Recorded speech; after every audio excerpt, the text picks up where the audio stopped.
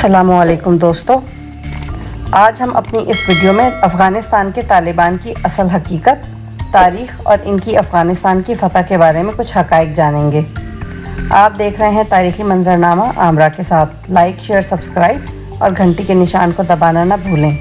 لفظ طالبان دراصل طالب کی جمع ہے۔ پشتو اور اردو زبان میں طالبان کے لفظی معنی اسٹوڈنٹس کے ہیں۔ مجاہدین کے وہ گروپس کے جو سوویت یونین کے افغانستان پر حملے کے دوران اپنی آزادی کے لیے ان سے لڑتے رہے اور سوویت یونین کو بھاگنے پر مجبور کر دیا، مگر سوویت یونین کے ملک سے چلے جانے کے بعد یہ گروپس آپس میں ہی اقتدار کے لیے لڑنے لگے۔ ملک میں خانہ جنگی کا ماحول پیدا ہو گیا جس میں کوئی بھی محفوظ نہ تھا۔ ان حالات میں 1994 میں انہی جنگجو گروپس میں سے کچھ مجاہدین افغانستان کے شہر قندھار سے اٹھے اور ملک کی باغ ڈور سنبھالنے کی کوشش کی۔ در حقیقت یہی وہ گروپ تھا جو کہ خود کو طالبان کہلاتا تھا۔ اس طالبان نامی گروپ کے بانی اور رہنما ملا عمر تھے۔ اس گروپ میں زیادہ تعداد ان مجاہدین کی تھی کہ جنہوں نے امریکہ کی مدد سے 1980 کی دہائی میں سوویت افواج کو افغانستان میں شکست دی۔ 1994 میں حکومت سنبھالنے کے بعد 2 سال کے مختصر عرصے میں کابل سمیت افغانستان کے بڑے حصے پر مکمل کنٹرول حاصل کر لیا۔ 1996 میں اسلامی خلافت کے قیام کا اعلان کیا۔ دوسری طرف وہ مجاہدین جو اقتدار کے لیے لڑ رہے تھے افغانستان کے شمالی حصے میں چلے گئے۔ طالبان کی حکومت افغانستان میں 5 سال رہی جس میں سخت ترین اسلامی قوانین امپوز کیے گئے۔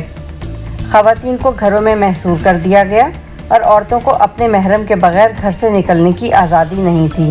ایسے میں عورتوں کی تعلیم اور گھر سے باہر نکل کر نوکری کی تو کوئی گنجائش ہی نہیں تھی۔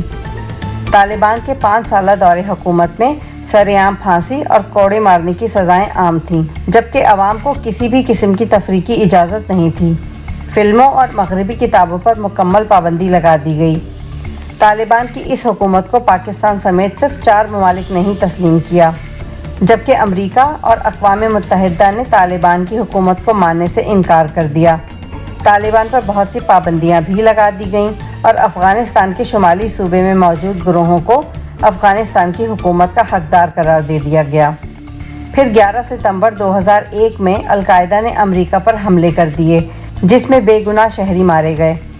ان حملوں کے نتیجے میں امریکی فوج اور نیٹو ممالک اسامہ بن لادن کے ٹھکانے پر فضائی حملوں کے بہانے افغانستان کے دارالحکومت کابل میں داخل ہو گئے، مگر یاد رہے کہ 9/11 کے حملوں میں ایک بھی افغانی ملوث نہیں تھا۔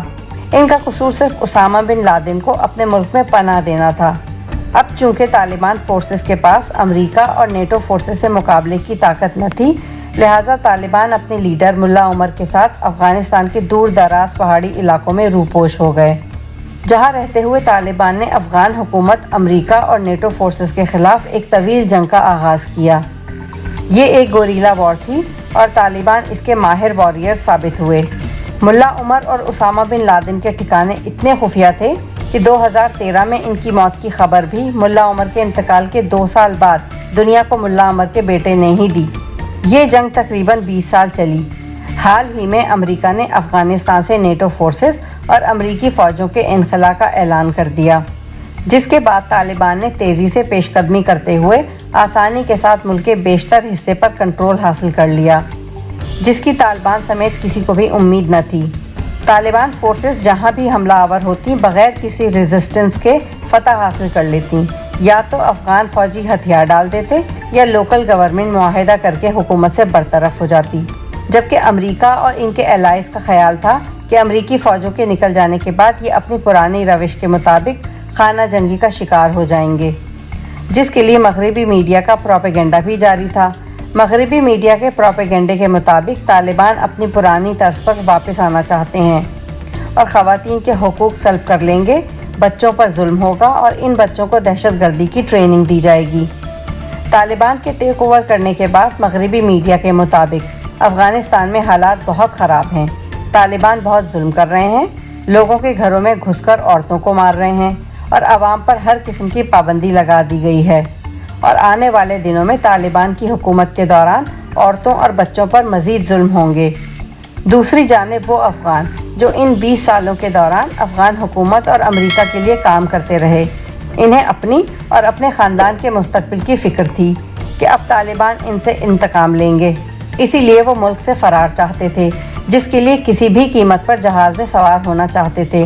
مغربی میڈیا کی جانب سے ان افغان شہریوں کی جہاز سے گر کر ہوئی ہلاکت کا ذمہ دار بھی طالبان حکومت کو ہی ٹھہرایا جا رہا ہے، مگر اب طالبان پہلے جیسے نہیں بلکہ بہت بدلے ہوئے اور بہتر نظر آ رہے ہیں۔ موجودہ طالبان حکومت کے ابتدائی چند دنوں میں ان کا عمومی رویہ اس تاثر سے قطعاً مختلف نظر آ رہا ہے، بلکہ مغربی میڈیا کے پروپیگنڈے کے بالکل مخالف ہے۔ طالبان حکومت نے اپنے تمام مخالفین کے لیے عام معافی کا اعلان کرتے ہوئے خواتین اور بچوں کو تعلیم اور کام کرنے کی آزادی دینے کا وعدہ بھی کر دیا ہے، جس کے بعد بچیاں اپنے اسکول، کالج اور یونیورسٹی جاتے دیکھی گئیں، اور چاہے ٹیچرز ہوں، ڈاکٹرز ہوں یا رپورٹرز، سب اپنے فرائض کی ادائیگی کے لیے اپنے اداروں میں پہنچ چکی ہیں۔ آؤٹ ڈور فیلڈ پر خواتین رپورٹرز اپنے فرائض کے لیے موجود تھیں، جنہیں کسی قسم کی پریشانی کا سامنا نہیں کرنا پڑا، بلکہ کچھ خواتین حکومت میں اپنی نوکری کے لیے مظاہرہ کرتی بھی نظر آئیں، جن کی سیکیورٹی بھی وہی طالبان ادا کر رہے تھے۔ ایک پریس کانفرنس میں طالبان کے ترجمان ذبیح اللہ نے اپنے اگلے لائحہ عمل کا نقشہ کافی تفصیل سے پیش کیا اور اپنی ماضی کے برخلاف سکون کے ساتھ صحافیوں کے سوالوں کے تسلی بخش جوابات دیے۔ ان کا کہنا تھا کہ طالبان حکومت افغانستان کو ایک حقیقی اسلامی فلاحی ریاست بنانا چاہتی ہے، جس میں مکمل اسلامی نظام کے ساتھ اپنی ثقافتی روایات اور مذہبی قوانین کے مطابق خواتین اور اقلیتوں سمیت تمام افغانی عوام کو حقوق اور تحفظ فراہم کریں گے۔ اور انہوں نے مزید کہا کہ جتنی بھی ایمبیسیز افغانستان میں کام کر رہی ہیں، ان کی سیکیورٹی کی ذمہ داری بھی طالبان کی ہے۔ انہوں نے طالبان کی جانب سے تمام گروپس کے لیے عام معافی کے اعلان کے علاوہ افغانستان کی سرزمین کسی بھی ملک کے خلاف کسی بھی قسم کی دہشت گردی کے خلاف استعمال نہ ہونے کی یقین دہانی بھی کروائی۔ ساتھ ہی ساتھ انہوں نے یہ بھی کہا کہ ہم نے گزشتہ 20 سال کے دوران بہت کچھ سیکھا ہے اور ہم میں بہت سی مثبت تبدیلیاں آئی ہیں۔ ہم وہ پرانے والے طالبان نہیں جس کا اندازہ ان کے عمل سے لگایا جا سکتا ہے۔ ثبوت کے طور پر جیسے طالبان کے مختلف وفود کا خواتین سمیت افغان معاشرے کے مختلف اقلیتوں سے ملاقاتیں اور ان کے تحفظات کو دور کرنے کی یقین دہانیاں ہیں۔ ایک طرف طالبان جنگ میں فتح کے بعد معاملات کو درست سمت لے جا رہے ہیں، جبکہ دوسری جانب اس جنگ کو ہارنے کے بعد امریکہ نے شکست کے بعد تمام ذمہ داری افغان حکومت اور ان کی افواج پر ڈال دی ہے، کیونکہ تمام دنیا اس صورتحال کا ذمہ دار امریکہ کو ٹھہرا رہے ہیں۔ یورپی یونین نے بھی مشروط طور پر طالبان کی جیت کو تسلیم کر لیا ہے، تاہم دوسرے مغربی ممالک اور ان کے عوام ابھی اس موڈ میں نظر نہیں آتے۔ 40 سالہ مسلسل جنگ کے باعث افغانستان کی اکانومی بہت خراب ہے۔ اس کی بہتری کے لیے پڑوسی ملکوں سے بہتر تعلقات اور تجارت میں فروغ وقت کی اہم ضرورت ہے۔ اس کے علاوہ یہ ڈیجیٹل دور ہے، اس کے کچھ تقاضے ہیں جنہیں آنے والے دور میں طالبان کو اپنانا ہوگا۔ اگر افغانستان کے حالات بہتر ہوتے ہیں تو اس کے تمام پڑوسی ممالک کو بھی فائدہ ہوگا۔